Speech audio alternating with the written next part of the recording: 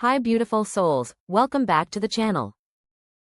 Today we're diving into something that every single one of us experiences, sometimes daily, sometimes seasonally, and sometimes for far too long: being stuck in your head. You know that feeling, when your mind is spinning on the same thoughts, looping the same worries, analyzing every outcome, and replaying old scenarios until you feel drained, stagnant, or even disconnected from your own life. It's like you're living above your body instead of inside it. You're thinking so much that you never actually begin anything.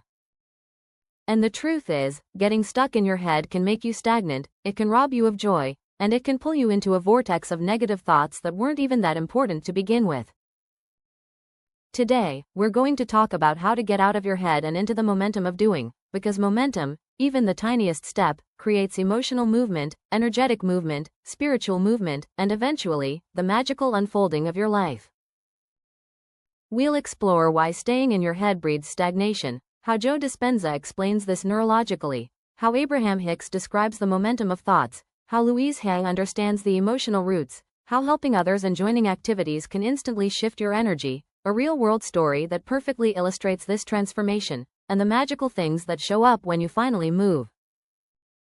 And we'll weave in guidance from Gabby Bernstein and Emily McDonald about aligned action, intuitive nudges, and creating momentum even when you feel stuck. So take a deep breath, because you're about to step back into alignment, back into your body, back into your flow, and back into your life. We often think that overthinking is being responsible or prepared or smart, but the truth is, being stuck in your head is usually just avoidance with a costume on. It feels productive, but it's really fear dressed up as strategy. You tell yourself, I need to think this through more, or I'm not ready yet, or what if this goes wrong? And suddenly, hours have passed, or days have passed, and sometimes even years have passed while your dreams sit untouched on the shelf. Your body feels heavy, your emotions feel flat, your energy feels clogged, and life starts to feel like a mental waiting room instead of an adventure. When you live in your head for too long, you disconnect from your intuition, your inspiration, and your ability to actually create change. Dr. Joe Dispenza explains this brilliantly. He says that when you think the same thoughts every day, feel the same emotions created by those thoughts, and then repeat the same behaviors created by those emotions, you are living in what he calls the familiar past. Your brain fires the same neural pathways, your body releases the same chemicals, and your personality becomes a recycle loop of yesterday. You literally become wired into a pattern. And your brain chooses familiarity over possibility unless you interrupt it. The way out is not to think harder. It's not to analyze more. It's to break the state. Change the pattern. Move the body. Do something, anything, different. Joe Dispenza teaches that the moment you take action, you signal to your brain that a new future is available. When you take even one small action, send the email, sign up for the class, clean the room, go for the walk, your brain begins to map a new reality. Momentum isn't just psychological. It's neurological. Hicks has an entire framework on momentum that explains this even more clearly. They say that thoughts gather momentum. A positive thought gathers more positive thoughts. A negative thought gathers more negative ones. And when you're in your head, you're usually staring at the negative side of the stick: what's wrong, what might fail, who might judge you, or why you're not ready. The longer you think those thoughts, the heavier that momentum becomes, almost like a mental spiral that pulls you downward. But the moment you take action, even tiny action, you shift tracks. Abraham says, words don't teach, experience teaches. Which means you cannot think your way to clarity. You have to experience your way to clarity. Thinking about doing something will never give you the feeling you're searching for. Doing it will. Action puts you back in alignment because action pulls you into the present moment, and the present moment is where your power is. Louise Hay adds another dimension to this. She says, the only thing we are ever dealing with is a thought, and a thought can be changed. But sometimes the fastest way to change a thought is not through affirmations or journaling. Sometimes the fastest way is to change your state. Louise believed the mind, body, and spirit are interconnected. When you move your body, you move your energy. And when your energy moves, your thoughts soften, shift, and eventually transform. Action becomes an affirmation. Momentum becomes self-love in motion. Gabby Bernstein teaches something that fits perfectly here. You don't attract what you want, you attract what you are a vibrational match for. But you can't align with your desires while sitting in fear, overthinking, and waiting for motivation. Gabby says, when you take action in the direction of your desires, the universe supports you. Meaning, the universe can't show up fully for you until you start moving. Clarity doesn't come before action. Action creates clarity. Emily McDonald, the neuroscientist behind M on the Brain, explains something incredibly powerful about getting unstuck. She teaches that the brain doesn't need big, dramatic change to create new pathways, it just needs small, repeated signals of movement.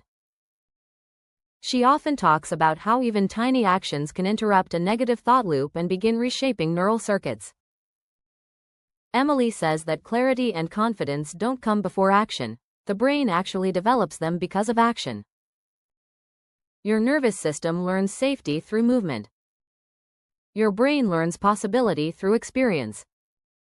And your entire emotional landscape shifts when you give your brain real-world evidence that you're capable. In other words, don't wait to feel ready. Start taking small, doable steps that tell your brain, we're moving now. That's how you break out of mental loops and build new neural momentum. Let me tell you a real story that brings this to life. There was a woman named Lena who spent 2 years wanting to start a wellness community group in her city. She loved spirituality and meditation and helping people feel connected.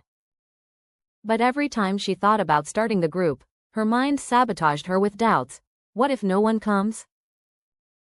What if people think it's stupid? What if I'm not experienced enough? What if I fail? So she stayed in her head. She journaled. She planned. She researched. She took notes. She made mood boards. She waited for clarity, but clarity never came. One day, after a week of intense anxiety, she said, I'm going to do one thing, just one. She called a yoga studio and asked if she could rent the space for an hour on Thursdays. They said yes. She posted the event in a local community group. 10 people signed up. 7 actually came. That night, something magical happened. One woman said she had been praying for a community like this. Another said she had been lonely for months. A man shared that this was the first time he had felt calm in a long time. After the class, the studio owner said, your energy is beautiful. Would you like to make this weekly? Lena cried on the drive home. She realized all the magic she had been hoping for was sitting on the other side of one tiny action. Today, her group has over 300 members. And none of it came from thinking harder. It came from moving. And that's the secret, magical things happen when you move. Your energy shifts instantly. Your intuition switches back on. You attract new people. Your self-worth improves. Synchronicities appear everywhere. The universe responds to movement. One of the fastest ways to get out of your head is to help someone else. When you help others, your own problems shrink. Your perspective widens. Your heart opens. Your nervous system relaxes. And suddenly you're back in the flow.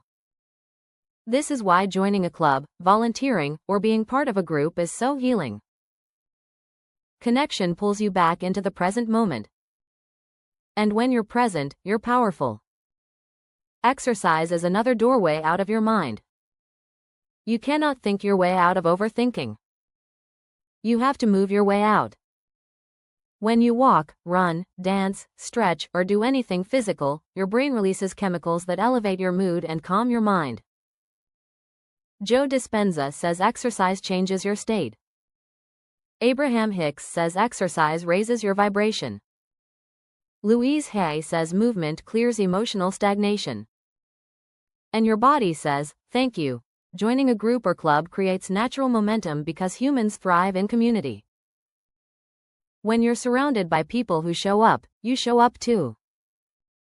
Accountability becomes energy. Energy becomes motion. And motion becomes transformation. The universe loves action. It meets you where you are, but it multiplies your momentum. Gabby Bernstein says take one step and the universe takes 100.